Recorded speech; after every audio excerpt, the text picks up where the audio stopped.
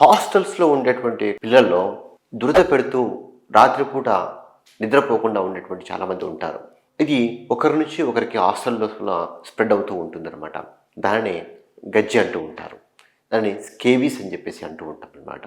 ఎందుకంటే హాస్టల్లో ఓవర్ క్రౌడింగ్గా ఉంటారు కనుక, హైజీన్ కూడా సరిగ్గా ఉండదు కనుక, అలాంటి ఒక ప్రదేశంలో ఈ స్కేవీస్ అనేది ఒకరి నుంచి మరొకరికి చాలా ఈజీగా స్ప్రెడ్ అయ్యేటువంటి అవకాశాలు ఉంటాయి. మరి ఈ స్కేబీస్ ఎందుకు వస్తుంది అంటే, ఇది సార్కోప్టెరస్ స్కేబీ అనే ఒక మైట్ యొక్క ఇన్ఫెక్షన్ చేత స్కేబీస్ వచ్చేటువంటి అవకాశాలు ఉంటాయి. ఇన్ఫెక్షన్ వచ్చిన తర్వాత మైటు ముఖ్యంగా person to person direct contact వల్ల కావచ్చు. అంటే స్కేబీస్ ఉన్నటువంటి పేషెంట్స్ని మనం ముట్టుకున్నప్పుడు ఆ యొక్క ఇన్ఫెక్షన్ ఆ తల నుంచి మనకు వచ్చేటువంటి అవకాశాలు ఉంటాయి.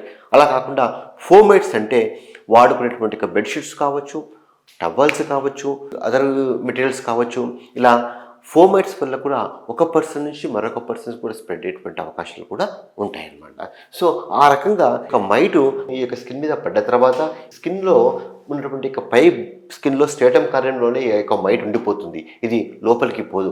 ఈ యొక్క మెయిల్ ఫిమేల్ మైట్స్ రెండు కూడా ఉన్న తర్వాత అవి ఎగ్స్ని ఉత్పత్తి చేస్తాయి. ఫిమేల్ మైట్స్ ముఖ్యంగా ఎగ్స్ ఉత్పత్తి అయిన తర్వాత ఆ ఎగ్స్ లార్వాగా మారి, లార్వా నింపుగా మారి, నింపు మళ్ళీ అడల్ట్ ఫిమేల్గా మారి మళ్ళీ ఇది స్కిన్ ఇన్ఫెక్ట్ చేస్తూ ఉంటుందన్నమాట.